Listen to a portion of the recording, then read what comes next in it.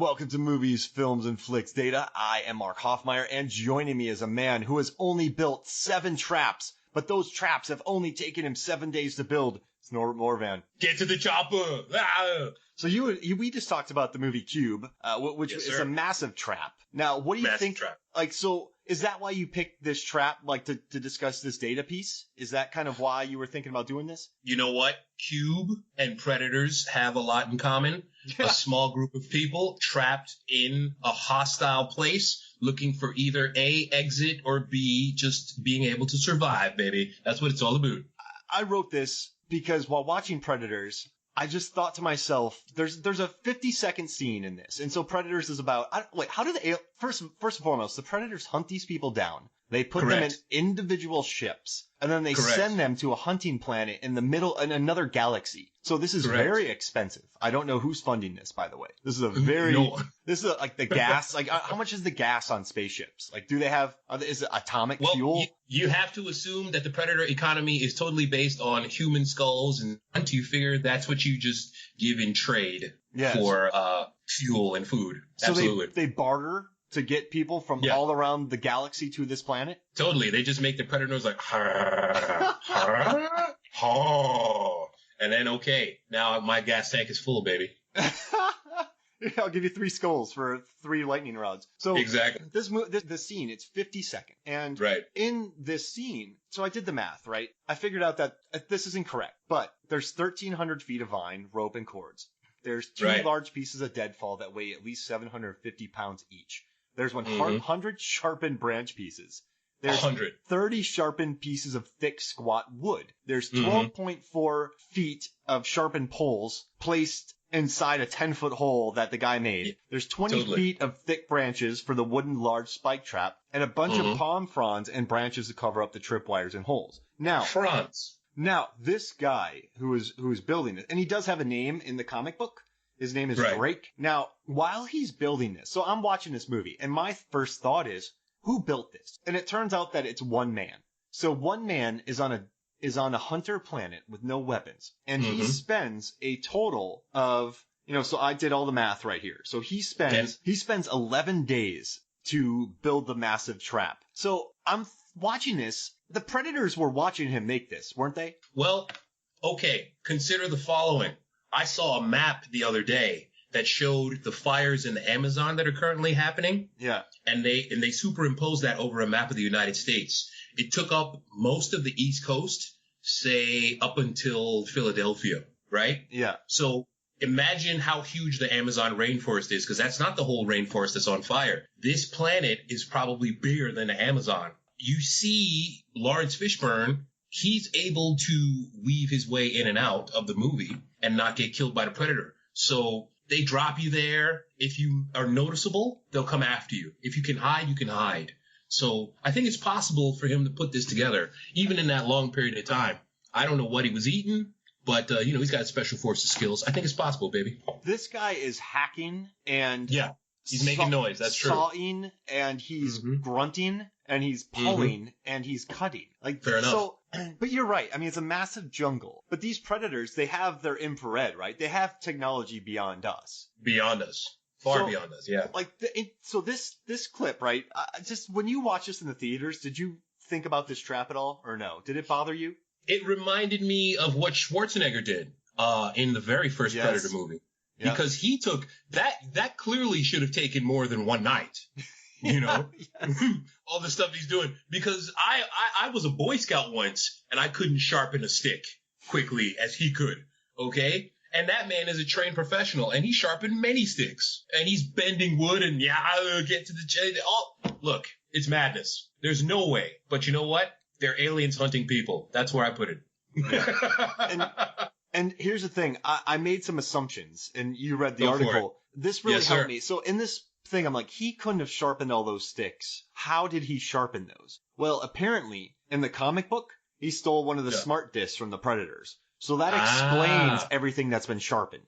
Okay. Right? That's a 5-minute job then. That's a 5-minute job for a stick. He's hacking those things up. He's doing a pretty good job. So he worked every day from sun up to sundown. I'm thinking he worked a solid 12 hours with a few needed breaks. Well, he probably needed a minute or two to just enjoy the scenery and ponder his existence. Yeah, Yeah, look at the different planets, get a little esoteric. And then he did all the work by himself. And so I came up with that assumption. And in the comic book, Predator's Welcome to the Jungle prequel comic, released by Dark Horse, his team was killed and he was the only one left. So he was blinded by revenge and he set up this trap. So he wanted to kill predators. But the thing is, the predators walked around it and just shot him in the gut. Yeah. That's what they always do. So you're watching this, and that's why I wanted to do this, because they do, like, somebody argued to me that they just drop people off on the planet and then they hunt them later. Like, they just ship people there, then people show up. But there were predators on the planet, or that's not their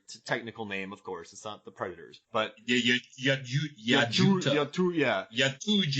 something like that. Yeah, and it's just it's quicker to say predators. So there were predators on the planet at the time. Correct. So he wasn't dead that long. Like, decomposition in that jungle would have been quick. It's shortened. What the guys say, Topher Grace, 2 weeks. Yeah. I don't think they disappeared in those 2 weeks. No.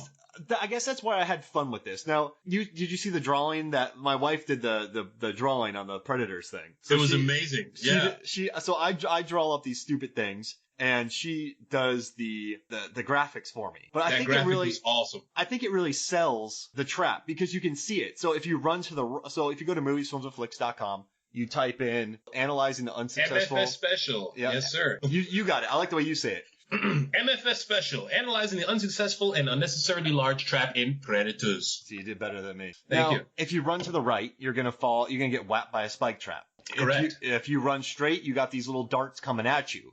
And if you keep going, you're in the hole with spikes. So he wanted to kind of bottle them in. He wanted to create something that led them into that hole, and he would be waiting with a gun. And so I figured that out by just watching the clip so many times. Well done, man. I guess I took a guesstimation of all the things that dropped because he had to spin so those things shot into the ground. They couldn't just drop. He had to make each one individually propelled. There's some tensile strength. Yeah, he figured out for sure. This Drake knows his stuff. He does, man. He does. And so I probably rewound this 50 times. Yeah. I planned the layout. I had a very rough sketch, right? And then I kind of planned it out from there. But this seems right. I don't know. When you read this article, what did you think about this and comparing it to the scene? My favorite part of the entire article is the little circle that says hole with spikes. It's the greatest thing ever. Because those little spikes are there, and it's absolutely a hole, and it's blue, and on the outside, it's kind of purple. And in the inside, there's some little brown spikes, and those spikes absolutely look deadly. And let me tell you something, man. There is a large gap that you left, absolutely, on the left side, that once you hit the trip, what if the Predators did want to go left? It wasn't a well-planned thing. Yep. Just like in the first Predator movie, they weren't exactly sure about the agility and abilities of the creature. So they figured that just like them, these things just run around on the ground. And that's why he made this ridiculous plan, this ill-fated plot to kill the creature. I appreciate that he was proactive, right? Yeah, for sure. I just think it's interesting that this movie went that far to have this. They built the trap so it almost kills our heroes, or, well, in air quotes, protagonists. Right. Now, it was homage. And then they just make a joke. Yeah, you're right. An homage to Predator. But then they're just make a joke like, oh, yeah, they just walked around it and shot him. Because that's Dark Horse, man. I've been reading these Dark Horse comics since high school. And they, for what it's worth, most of the stories in the Dark Horse canon of Predator and Aliens are better than the movies that have come out after. It's amazing. Now, this Predators, I'm not going to say that I enjoyed it when I watched it, right? I mean, Nimrod Antel did a pretty good job. I wish Robert Rodriguez would have directed it. Holy crap, that'd have been sweet. It would have been. I don't know, I watched it. The only thing I didn't like was Adrian Brody's tough guy voice. Just, because that's the Marky Mark school of acting, where anytime you got something important to say, you do it like this. Yep. That's what it is. That's all. I don't remember him doing that in The Pianist, you know? No, in The Pianist, he was too busy not eating. That was an intense film. When he wasted that peach jam, the jar of fruit, and then it poured out, and then the little juice started spilling out of it. Yes. That scarred me. Sad. Yeah. It was so sad, yeah.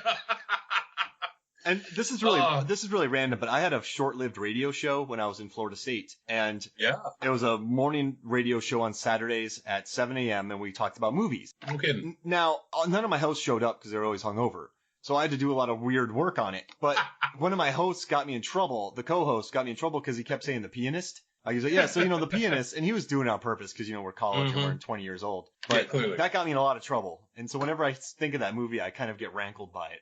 I just had to tell you that real quick. But that's dark. I just love the visuals of this movie where, I don't know, I just like I did this because I just want to know what the guy had to go through to build all this. And listen, you gotta understand, man, that just like a lot of things that happen in global military industrial complexes, you do far more than you have to kill somebody, just so that you can say, hey, look what I can do.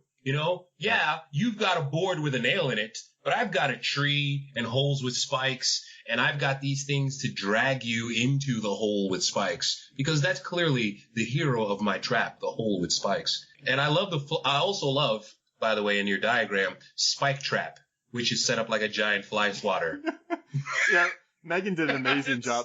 So my goal on these articles is a kind of a look into the inside of how I write them. I realize how silly they are. And I realize a lot of people could say these are dumb. And no. And so, but for me, what Megan and I have worked on is I keep them very dry. Like, so you look at this drawing, hole with spikes, tree, spike trap. It's very dry. And that's they're kind all of brilliant. Yeah, that's kind of that's my humor, very dry, when I do these at least, because then people watch it and you can laugh. When you read my reaction to you had my reaction. I just want you having a chuckle. Like that's exactly what happened. And one of my favorite movies of all time is number 29 on your list. What was the guy's blood pressure in Dawn of the Dead? In the middle of a full-fledged zombie apocalypse, inside the mall, there are hundreds of zombies. This guy says, you know what? I'm going to check my pressure because I've not been feeling good lately. That's brilliant. I love it, man. So how about we'll talk about that one next. No problem. Next time we do, I'll bring you on and we'll talk about Dawn of the Dead. I called several nurses. I called people that I know that drive ambulances. I really looked into this guy's blood pressure. But so I'm glad we did this. I'm glad we did this, dude. I'm glad you like the drawing and you like the hole with spikes. Absolutely. All right, man. So how far did McConaughey jump in Reign of Fire? Also a great article. Oh, that's one of my favorites. That's the one that's the most debated, actually. That's the one that... It's a great question. I stand by my answer. I really do. You should. Because he knew that it was over. He knew. I love Let's that movie. get into that another time. It's one of my favorite movies of all time. All right, Absolutely. So we'll talk about that too. I love it. All right, so for me, Mark Hoffmeyer, for Nobert Morvan, this is Movies, Films, and Flicks Data. We'll see you next week. Peace.